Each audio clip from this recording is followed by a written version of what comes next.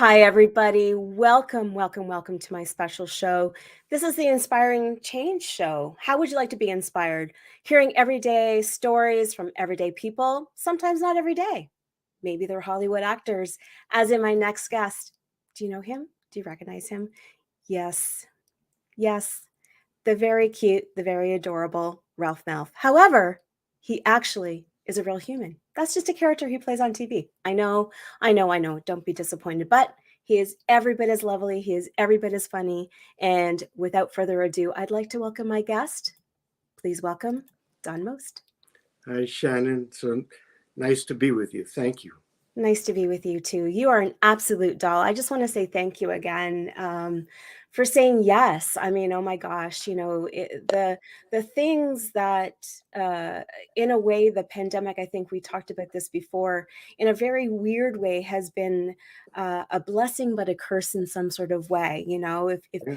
if you had told younger Shannon, who used to watch you with her mom on happy days, that we would be standing here today. Actually, I feel like we're friends now because we've interacted so often. It's not just so much in this professional capacity. So anyway, thanks for saying yes. Hello. Well, it was easy to say yes to you.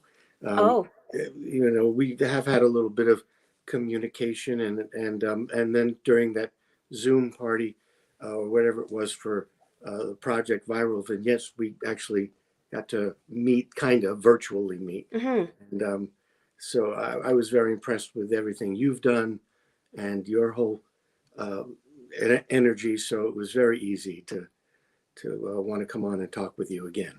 Thank you, thank you. And Sure. one of the things in being part of, the vignettes and the things that you've been doing as well, and being able to support that, is just seeing the fan interaction and the engagement, but just how you handle all that. I mean, everyone has, the affection for you, of course, from their happy days, but my goodness, that was the 70s, and a lot of time has passed since then. Yeah. Oh, And you are so much more than that actor. I mean, kudos. If people have wonderful memories, that's great. But you are a singer, you've done so many other things, and you're also a director, and then you have a production. There's so many different facets to you mm. that I find intriguing. And mostly, Mostly, mostly yes. this. Oh, I love that. Isn't that something? Wow, I was 14, turning 15 that summer, and I was singing in nightclubs, if you can believe it, up in the Catskill Mountains, which was a resort area upstate New York, and they had a lot of hotels with nightclubs. It was a pretty Uh-huh. famous area.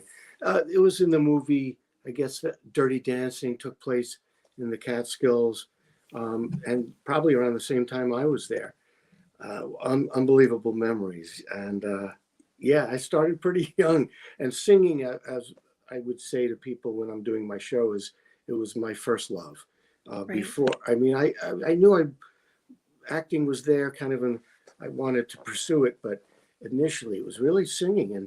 But then when I turned right after that summer, about a year later, I wanted to switch gears a little bit, and I got into a more serious acting class and focused on that. Put the music aside for a while, and got really laser focused on acting. And then I was around 16, and then it was 4 years later when I went out to California, and I wound up getting a lot of work in New York, and um, mostly commercials, a little TV.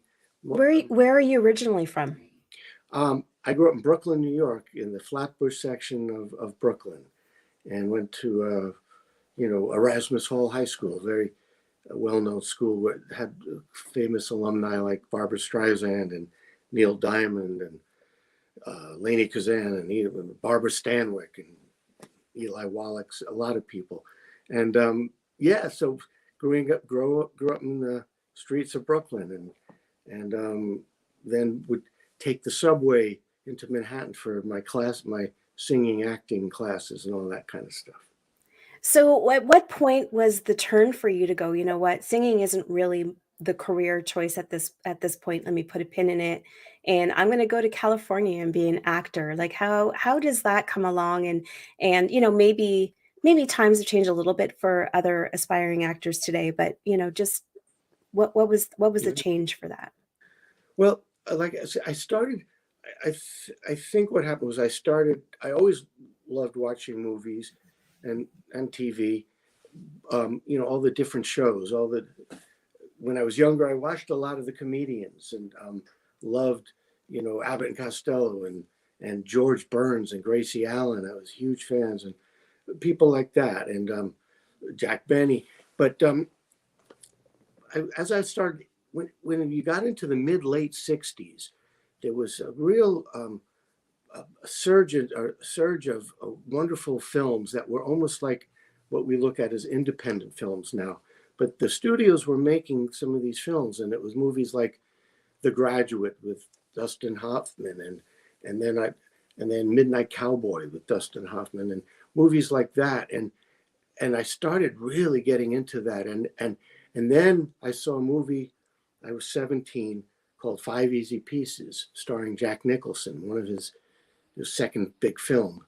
He had done Easy Rider before that, and but seeing Jack for the first time for me in Five Easy Pieces was like, whoa! He became my acting hero, and and that's when I really went after going into a class that was a serious acting class in New York City, and wanting. I was so inspired, and then but other actors too in that era, like I said, Dustin Hoffman and Paul Newman. There were a bunch of his films that I watched, and I became a huge fan, and then people like then Pacino and De Niro started coming out with The Godfather, and um, so that's what was the change for me, and I really put my attention into acting, and I was able to get a manager, and then she got me meetings with certain agents, and then I started going out on auditions, and because I had red hair and blue eyes, and the agents, I guess it was an easy sell for them to get me out for commercials, Hmm. and I started doing really well. I did like 40 of them in 4 years, while I was 16 to 20, and then I was going to college in Lehigh University in Pennsylvania, and I was that was the backup plan. My parents wanted me to at least have a college degree, I have so this. I love that. Yeah. Oh, that was the first year of Happy Days when I was about 20. So, so what happened? Yeah, so college, and I was doing. Uh, I guess I should stop because you're moving into some other stuff. Should I? Should No, no, please keep going. I? I'm just showing pictures of Yeah, your yeah. of your Sort of what was evolution. was this your headshot that you submitted or This was later. This shot was probably while I was doing Happy Days, and I was getting concerned that I was only going to be associated with that character of Ralph. Oh, I see. And like you said, I'm not like the character I played. I wasn't the funny guy in the room. When I was in high school, I was very more the quiet, the audience to the friends who were the comedians. I was not the comedian.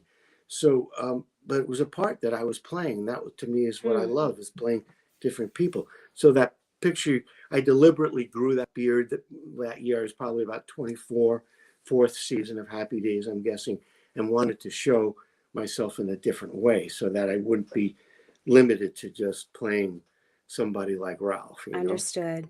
So just so going back to so you're off to Hollywood. Yeah, And well, if I yeah, understand correctly, did you not say, or Anson, I think, said that you were going for Potsy's role, yeah, and is that yeah, right? yeah, that's right. Yeah, so what happened was after those 4 years that I mentioned, and I was doing well in commercials, um, had a couple of small TV things in New York, but not much television was being shot in New York then. Hmm. It was more out in LA, movies too. So I went out to LA for the summer after my junior year in college to try to get some contacts.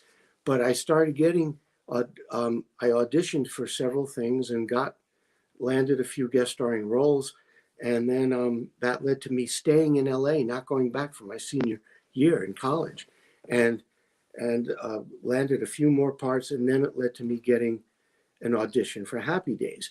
But I was auditioning for Potsy, and I had several rounds of auditions and then a screen test with a bunch of other actors who were reading for Potsy, and the other half were reading for Richie. And so my agent called me a few days later, said, "You didn't get Potsy. They're going, with Anson Williams and Ron Howard, who had done a pilot earlier of Happy Days, which didn't sell. So this Mm. was a second time around. Anyway, but they said the executives liked your screen test so much that they decided they wanted to put you in the show, and they want to create a role for you. There was a part in the pilot episode of a guy named Ralph Malf, and it was had a couple of small little scenes in it, but they said, well, it'll become a regular. So that's how that came about. Yeah, I was auditioning for Potsy, and Oh my gosh. But it's so incredible though in terms like from the entertainment business part of it, how they created that role for you, but it was only supposed to be such a small part, but how that character, like that ensemble, how it evolved. yeah, Like you were a huge part of that.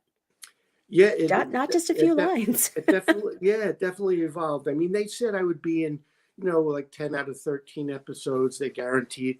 But in the beginning, if you look back there, I was a peripheral character, and there was a real evolution where same thing with Henry Winkler as the Fonz. If you look at the season one, we weren't even in the opening credits. Henry and I were at the end where it said also, you know, or co-starring, whatever. And we were at the end credits. Um, Hmm. but we started, the producers and writers saw what we were doing, and they were responding to it, and started giving us more and more to do. And there was a real evolution, and that to the point where then Ralph became more like one of the guys with Potsy and Richie. It was Potsy, Richie, and Ralph and Fonzie. Hmm. So if you watch it in its sort of sequential, in the chronological order that was shot, you definitely see how it changed, and it grew. The show grew in many ways. Yeah. Yeah. I mean, gosh, even the Fonz wasn't the Fonz. He didn't have a leather jacket, if I recall. Yeah, he had a cloth And jacket at the beginning, and yeah. there was And a then whole. something we always wondered, where the heck did like how do you just eliminate a brother? I know we get that all the time. I hear that question a lot. Um, well, they didn't totally eliminate him because they said he went off to college, and then in another season they hired a different actor to play him when Richie wanted to move in with Chuck.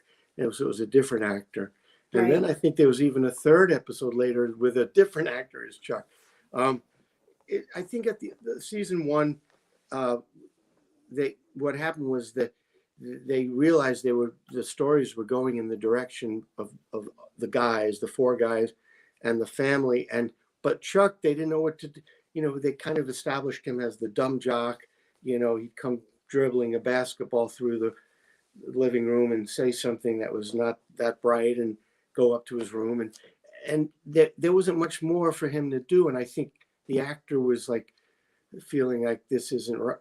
I don't know if he wanted to continue. He didn't, I guess, have a contract. So they told me it was a mutual Hmm. decision that they'd let him go, and he's off to college. And then when they needed Chuck, they hired somebody else. And that kind Right. of thing. Well, like I said at the beginning, you have so many hats and so versatile. Gosh, I don't even know where to start. I mean, there's so many different things of evolution in terms of your music career. I've got a couple of albums here that album Oh, covers and of your stage, and so let's talk about w- where you kind of went with your acting before okay, we go into the music and sure. typecasting. How challenging was that for you? I mean, again, here we are like years later you have so many things under your belt. You've got Star Trek, you have voice acting work, you have things that are like relevant today. I watched a really cool one with you and Loretta Swit, Oh, Middletown. Was it Middletown? Middletown. Oh, Hmm.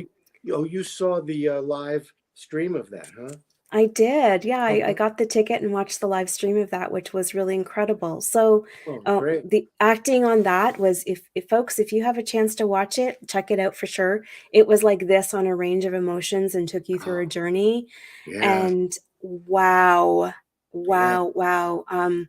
Nostalgic aside, with Adrian Smed, Loretta Swit, yourself, And Didi Khan uh, from My Favorite Grease. yeah. I honestly, not many things leave me speechless, and that was one of them. The Oh, acting oh, was very, yeah, it was yeah. incredible, Dawn. It was really good. Oh, thanks so much. Great to hear that. Yeah, it's a wonderful play, and it is a roller. That's they even call it the ride of your life. And they have a picture of a roller coaster because it takes everybody, the characters, through all the ups and downs of these two couples through their friendship, which lasts 30 something years. So all the different stages of life, and when they first meet, as friends, they're maybe they don't even have kids, and then we see them when their lives go into that phase with children, and then the kids It was leave. relatable. Yeah, Yeah. it was Oh, very relatable if you have longtime friends and gone through that journey, or even if you don't aspire. It was wonderful uh, yeah. I don't know as actors to I don't watch. know if it's possible to see that because they only had it on for a certain period of time. I'm not sure, but people, I Yeah, guess, if they Google Middletown live stream or streaming, maybe there's a way to see it. yeah. I'm hoping. I've done the play in several different cities, and I'm sure I'll be doing it again, and they'll probably do I'll that. bring you to Canada. Come on.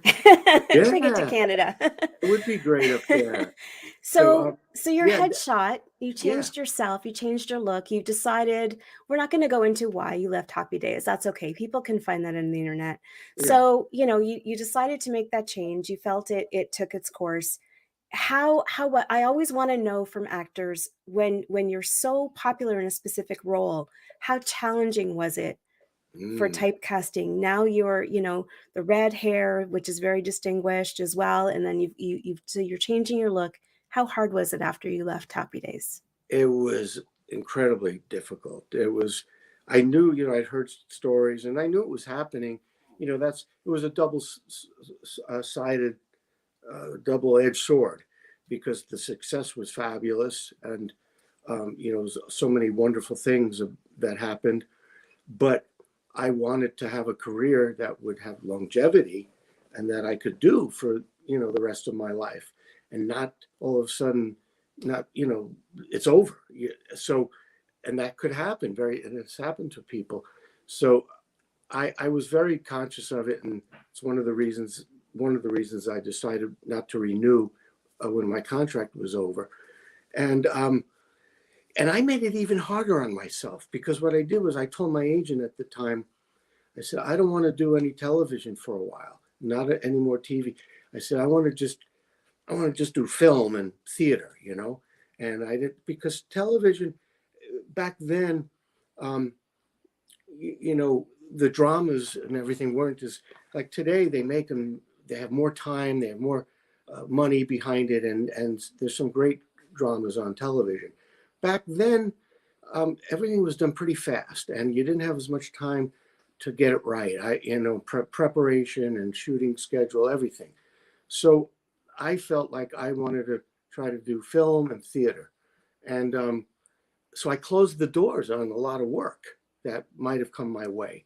So I made it doubly hard, um, and because I went like 9 months, I had a really big agent, and I went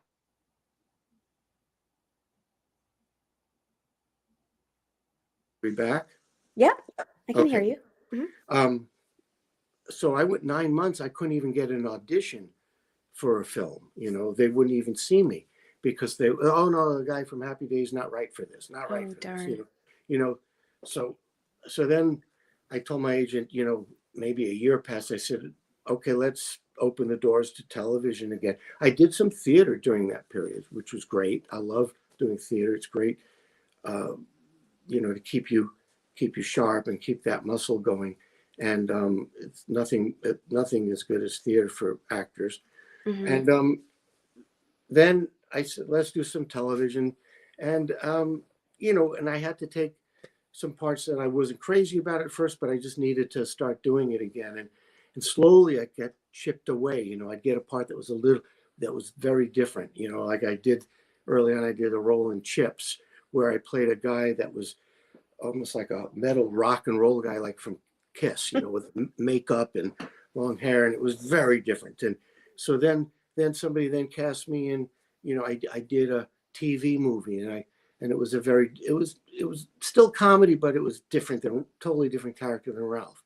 And I remember I think that was helpful. And then several others that then led to I did Sliders, and then I got a Star Trek. A two-parter where I played sort of the villain in a Star Trek Voyager.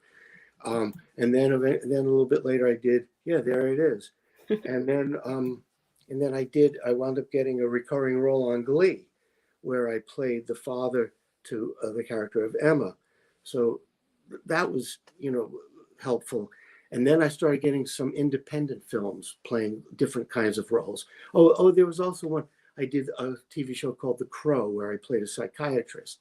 And then Mm. an independent film called The Yankles, where I played a retired ball player who's like a semi-alcoholic, is alienated with his son. So very different. So I Yes. think then these weren't big movies, but it was getting out there, and How do you decide to say yes at that point? You're fighting so hard to get scripts. So how do you decide to say, you know what, it's really not in line with my character, or it's really not in line, like, but would you just do it, or would you still at that point go, yeah, I see it, but I just want to do it just to get my name out there? Like, what happened at that point? well, I mean, the material is the main is for me is the first thing. Then it's like, well, who's directing it and who else is in it, and or who's it for. So you take all those things into consideration, and and where you are at that particular point. Hmm. So if I saw it as a sort of a stepping stone in some way, and also I needed to make a living too. So sometimes you take something that you might not think is as great as you're hoping it would be, but it's work, and still there's some other good things about it. There's enough good things about it that I could, if it's something I really didn't like, I thought it was for whatever reason, then I wouldn't have done it. Uh, Hmm. but so there were things I turned down, um, but then there were enough. Like I said, it was if I could find something that was a stepping stone that could could open, chipping away at the preconceived image of who I was from Happy Days. And Right. so all these things, it took time. And then I did some more theater. I did the Broadway tour of Grease. You mentioned Grease. I did the Broadway tour of the Tommy Tune production of Grease. I did a bunch of other plays in LA and some in different parts of the country. And then more independent films. And then as of late, in the last 5 years, it's when it's really where I've really gotten some interesting roles in films that have given me a chance to really break away. And a film called Lost Heart that I did about 3 years ago now. Um, and it's on Amazon Prime. And it's a really nice film and a really good part. I play a small town pastor in it. And Mm. I won a nice award for that at the Orlando Christian Film Festival. It's not really a Supporting actor, right? best supporting actor in a feature film Hmm. for that festival, yeah. And it's not really a Christian film, but it's not a religious film, but the values are in accord with that Right. festival's things. And you've been in Hallmark films and things like that as well, Yeah, right? yeah. I did a Lifetime Christmas movie that Yeah. was just out this last Christmas called Holiday in Santa Fe. But yeah, so it's just a good movie with those values are Nice. are in are in keeping with the Christian values. So but it's a really good film. And then I did so I did that, and then going from a pastor, then I did a film called Cult Cartel, where I play a polygamist. So I love that. I love the dichotomy. And then We I were went. we were talking about that before the show, going, gee, I wonder when you submitted What for they might have this. thought of that. Yeah, right. But that's what I love, playing all different kinds of roles. Yeah. And then I got to play a king. I went to the Czech Republic, and we shot in these castles, and I'm playing a king. Um, Oh, I saw that picture on everyone go to his Facebook. He's got that in his photos. Oh my yeah, gosh, you were like dressed up in everything. yeah, It was, yeah. so much fun. And then I play a prison guard. And so in Right. another film called When George Got Murdered, which should be coming out sometime soon. So If you yeah, don't so mind, if you don't mind yes. me asking, so I had your friend Linda Pearl on as my guest, and for those that don't know, Linda Pearl, absolutely lovely lady, and Oh, again, I sense a Happy Days theme, but she was the Fonz's girlfriend. right. She was the single mom, but you're also friends in real life, and I also noticed that you went on tour singing together, and you share that passion. But Hmm. one of the things that I asked her, and I wanted to ask you as well, is it was a different time. Nowadays, to be a triple threat, to be on TV, to be on movies, to be on theater, to be, all those different things is actually celebrated. And you get that on your IMDb, or you get that on your resume, and you're like, wow, you are like a triple threat. You are a force to be reckoned with. But back then, and what I asked her was, did you have any challenges going between TV or movie? Like you said, he's a TV, forget it, he's TV, he's not movie. And Hmm. it was really frowned upon to have that crossover to be TV and movies. Did you find that as you were Oh, making your way? yeah. That's why I think when I said to my agent, I don't want to do television back, this was 1980, 81. I just wanted, it was for that reason, because I felt that we were looked upon as sort of in a different level as the movie actors, and where today, like you're saying, today it's very different. Now there's a bridge between those mediums. People go back and forth between TV, film. Film actors do TV, and the TV actors and doing movies, and there's less of a distinction or disparity like there was back then. It was looked upon different, like movies were up here, and then television might have been there, and Hmm. theater was somewhere over here. I don't know. Um, Yeah. it, And it, when did you bring your singing back then? Because that as you said, that was your true love. So at what point now you've established your career again, you're happy, you're in love, you married one of your co-stars, yeah, she was a guest and star in Happy Days. oh, The she one, was a guest star. Yes, yeah, that's yeah, right. And yeah. congratulations on that. You're still Thank, still together, and your two lovely daughters. Yes. yes, indeed, yeah, yeah. Earn anniversary coming up, 40, number 40. Oh my gosh, congratulations. Thank you. At Um, what so when did you segue into being a director? but you were asking something right before that I wanted to address. But Oh, the oh, the the crossover of the triple threat. yeah. Well, like I said, I pecked away at,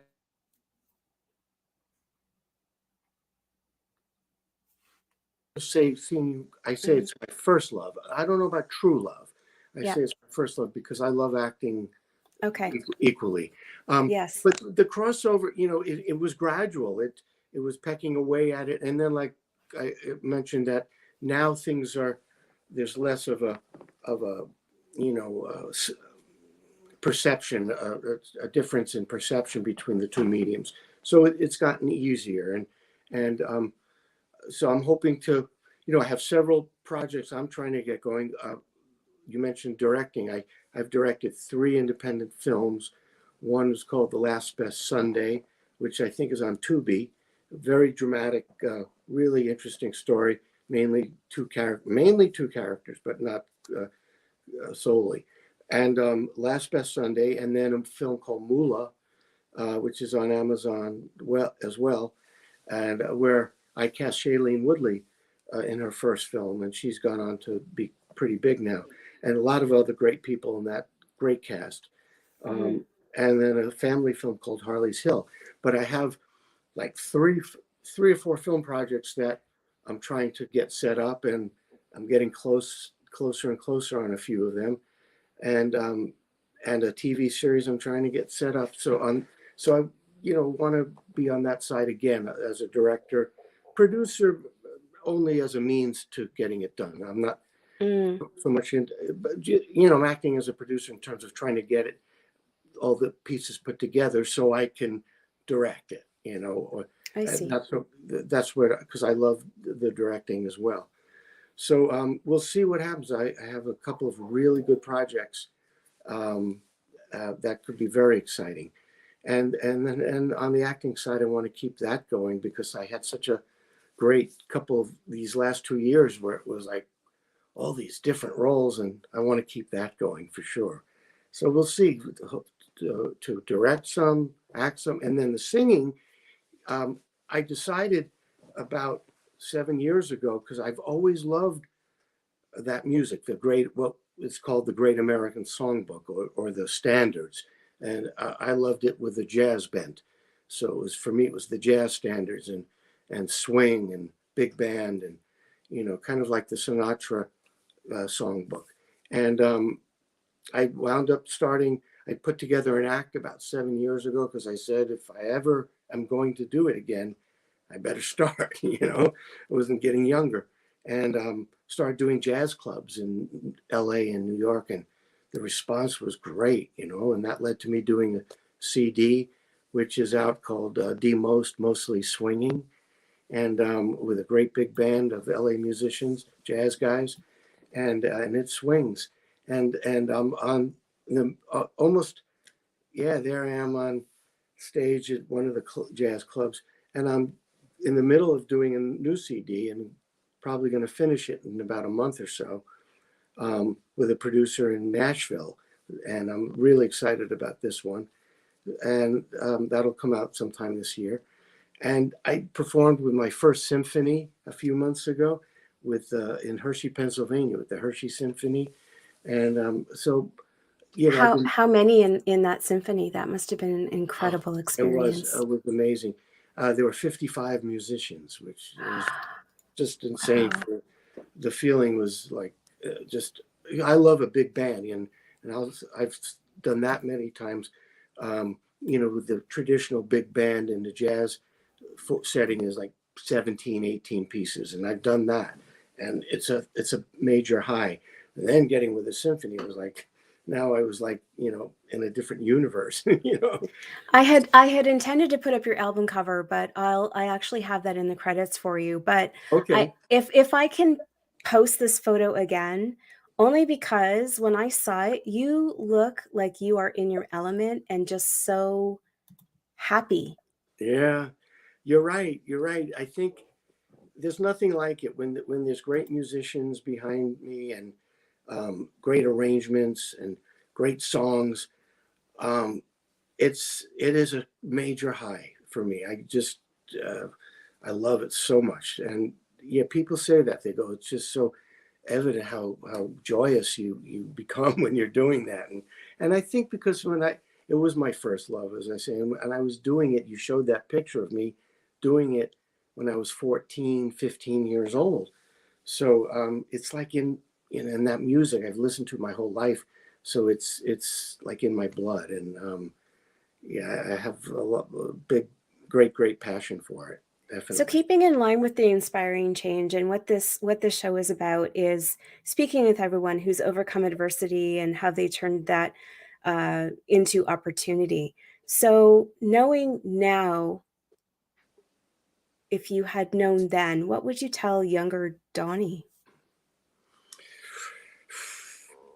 Yeah, that's a tough one. I guess I think what I would say is, there's a reason for these things that are basically different steps in your journey, and where I wanted it right away, and I wanted to go right from Happy Days into becoming like becoming a major film actor. And, it didn't happen right away, but I feel like, it's been doing this. Here, I'll get it on camera, these kind of steps, as opposed to going from here to there.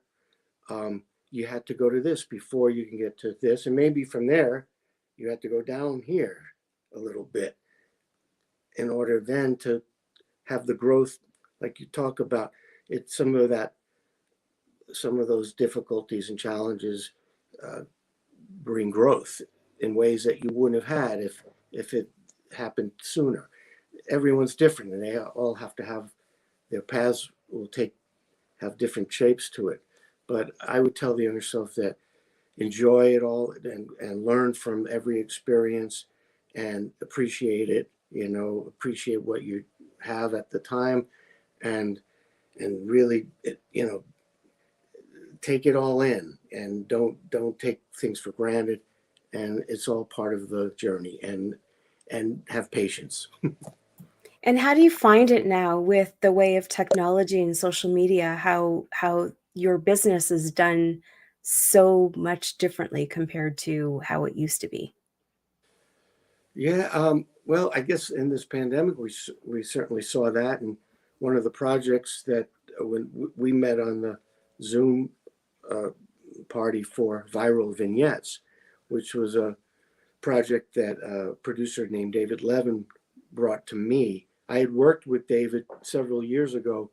He brought a project to me and Anson Williams, and we did this short film called Harvest Time, where we played very different characters than Happy Days, very different. And then we Side note, everybody, please go on Instagram and vote for that. Dawn has posted that, and I shared it. And if you're expecting Happy Days vocabulary, by gosh golly gee, well, nope. yeah, worlds apart from You're you're Happy the Days. you're the guy that we love to hate, actually. I mean, I wanted Yeah, to like you, but I know it's hard to good like job. that guy. Yeah, it's a dark comedy, and people. Yeah, if you go on Instagram, I posted about it, and then you can go. It's part of a. It's in a festival right now. It's running in the Barrymore Film Festival, so the link is there.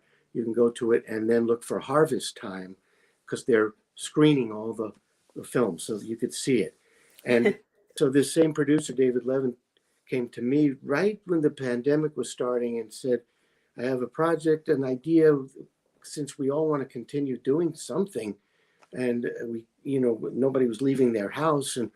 But he came up with an idea of viral vignettes and putting two actors together in different episodes, shorts, where you do it. We were shooting it from on our computer through like a Skype or something. And it was scripted, but it was two characters who would think of a one act play, and we were like doing it, but it was being shot through our computers, and we didn't have to go anywhere. And then the next episode was two other actors, and then but some of them were interlinked, so I wound up being in 3 episodes of the 11 viral vignette episodes, and I directed another one. With that, I directed Linda Pearl and Lydia Cornell. So that is now being, David Levin has submitted those, and it's won a bunch of awards. It's winning a lot of awards, and I won one recently, a Best Actor for that one too, in a different festival. And but the episodes are winning, and it turned out it was like necessity is the mother of invention kind of thing. It was because of the situation we were in. It led to finding a different way of doing it, and it's really quite effective. And um, I'm curious to see it. We're hoping that all this attention that it's getting at festivals will maybe get it distributed on one of the network platforms, whatever you call them, and maybe even lead to doing more of them. So check out viral vignettes. You could Google that, and Mhm. and you could probably you could learn about it. I don't know if any of those are being screened right now because they're all in festivals. So Oh they're no, Donnie, I'm just having everybody go back to you. So they can find you on Instagram. You're really good at it. So, okay. I'm Great. trying to help encourage your social media there, Well, which was thank why you. we had that question. Okay. So, well, so going back to what you said was, everything has just kind of been very like equal, like it's been, peaks and valleys and just kind of been steady in terms of the career. But nowadays, going back to social media, and you've got these young kids, or sorry, people, and they're becoming internet stars by luck, right? But there's no there would you say, like, no discredit to them, but it's just in a different learning curve, right? Like it's I guess consistency.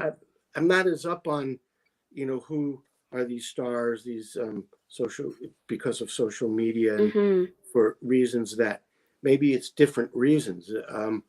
You know, luck, that's a tricky thing. I mean, sometimes I think, luck is part of probably everything. And how do you define luck? Do you make your own luck? Why is one person lucky? I mean, who knows? Those are like unanswerable. But but I think what it is that maybe some people are becoming famous for different reasons.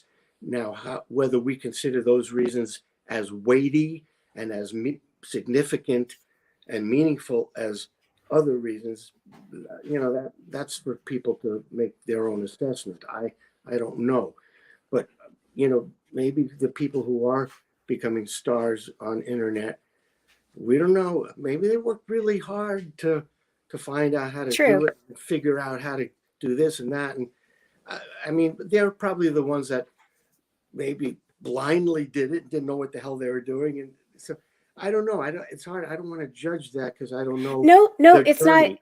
No, it's not a way in terms of judgment. It's just actually where I'm going with that is how could you mentor someone like that actually with Oh, because of your because of your longevity of the oh, career. So if someone has had sorry. success. Sorry, I wasn't clear on that. So I'm they've had success from that.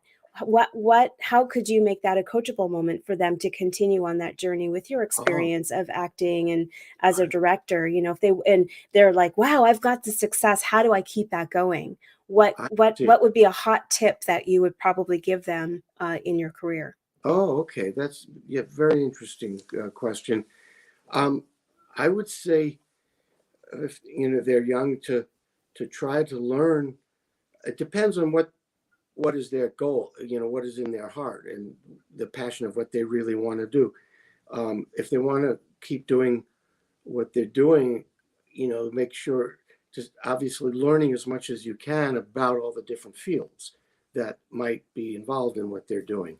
um, Maybe they need to be good to go out and take an acting class, or maybe go out and learn editing in a professional way, or learn marketing, to so that you could have longevity, so you could have some real skills to back up what you're doing, what you've already learned through intuition and through some, some good efforts involved. Now keep it going by learning as much as you can about all the sort of peripheral fields that you're in or that you're pursuing. Have you ever thought about teaching a master class? Because I think Ron Howard, you may or may not know this guy. That name sounds familiar. It sounds Rings a familiar. bell. Yeah, I recall he was offering a master class yeah, for yeah. directing. Is that anything you ever considered? I've done a little bit of, you know, a little bit to this one high school drama class. I had it was just a 1 day teaching thing, and then for somebody, a friend of mine, I did one on video for something that might get out there one of these days. So it depends. In the right situation, I would do it. If I was, I don't know. I'd have to see what it was for, and how much time it would take and what my schedule is and all that. Of course. So I know that you have another interview after this. So in our last 3 minutes Yeah. together. My goodness, this went so fast. Are you still friends with everybody today? Are you still in contact with the old gang, if you will? Well, Anson Williams and I are best friends, and I spoke to him just an hour ago, and I spoke to him yesterday. I mean, we talk 4 times a week, and we get together a lot, so we're like best friends, which is awesome. Um, Everyone else, yeah, we're still in touch. I don't see them as often. Ron lives on the East Coast, and he comes out here a lot, but he's a busy guy. But we stay in touch through email and get on the phone once in a while, and I'll see him, for lunch once a year, that kind of thing. Maybe a little more some years. And Henry, we stay in touch. We have to get together. I haven't seen him in a little while, so. Mary and Ross, I saw not that, well, it's now like 9 months ago or a year. So, but the pandemic also got in the way of getting together. But yeah, we stay in touch. It's like we were like family. So it's kind of like your aunt or your cousins who you might go a period of time without seeing, but you might not see them in 2 years, but then if you see them, it's like old times. It's that same kind of feeling. And there's a lot of nostalgia going on. Everything old is new again in terms of, like shows like Friends that have come and done reunions. Any Mhm. luck for any Happy Days fans to maybe have a Happy Days reunion? Can we Uh, put that out in the universe? Would you do one? yeah. Yeah, probably. We did a couple of these reunions years ago. We did like two that were on television. Um, One might have been in the '90s, late, I can't remember, and then another one in 2005 or something like that. So, yeah, if the circumstances were right, I would definitely be open to it, consider it, and it'd be fun. It would be fun, sure. That's wonderful. Yeah. Well, everyone, that's our show for today. Dawn, I just want to thank you from the bottom of my heart again for saying yes. Oh, my And pleasure. is My there any final tip or any final word that you want to give in this last minute? no real tips or anything. I'll just say it was great talking with you, and I hope to be doing a lot more acting and directing, singing. So for me, this is like a new chapter. I'm at a new chapter which I'm excited about, and I think getting older has helped. Getting away from the thing we were talking about, the being typecast. I guess I'm at a totally different age bracket now, and there's more separation. So I feel like the best is yet to come. So we'll leave on that note. That is the best note. The best is yet to come. That Yeah. is, and of course, the love of family. That's what keeps you grounded for sure. Oh my God, yes. Without my wife Morgan and our kids, yeah, I wouldn't be in this place, and I'd be on that what we're calling it. Well, whatever. It would be a struggle. I would be struggling a lot more if not for them. I'm also about empowering women. So we have two things that we got to say before we go, before we sign off. Your niece has a clothing company. My niece. Doesn't your niece have a clothing company? You posted about that. Oh, oh, that was a while ago. I don't think she's got that Oh anymore. darn, because I was going to say that looked really great because that was about empowering women. And then Yeah. the second thing is your wife, your lovely bride, Yes. Morgan, you are working on a project together. Can you just tell that give us quickly what we can do about and how we can support that? Yeah. We have several together, but one that we're working on right now. Morgan Morgan has a blog that she started called. She was diagnosed with Parkinson's disease 20 years ago, and she started writing about it, and it was great. It's called My Life with Parkinson's, Morgan Most.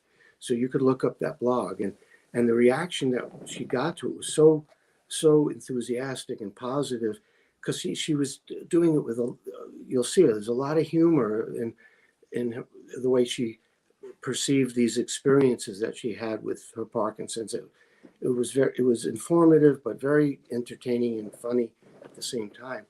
And people were responding to it so positively that and saying you should do something with it. So we've adapted that into a potential TV series, and it's coming along great. We're really excited about it, and some people are going to be looking at it very shortly, and so we'll see where that goes. It would be awesome to get that going. I would love to have Morgan as our guest here because that sounds very inspirational. Part of this journey, if you're just joining us for Inspiring Change, is my story of survival from domestic abuse. And of course, right now, going through with my mom, working through stage 4 cancer, where she was told she only had 6 months. And here she is now 3 years later, working really hard to survive stage 4 cancer. So, we always are here to share inspiring stories because we are all going through something. We all have a story. And Dawn, thank you so much for sharing your time. Thank you to your lovely wife, Morgan, for doing that. And definitely everybody, please check out her podcast her blog. And watch, and well, maybe she'll come out with a podcast. Watch for her blog and the show. So again, Dawn, thanks so much. As he says, the best is yet to come. Yes, indeed. Thank you so much, Shannon. Thank you. Good night, everybody. Take care.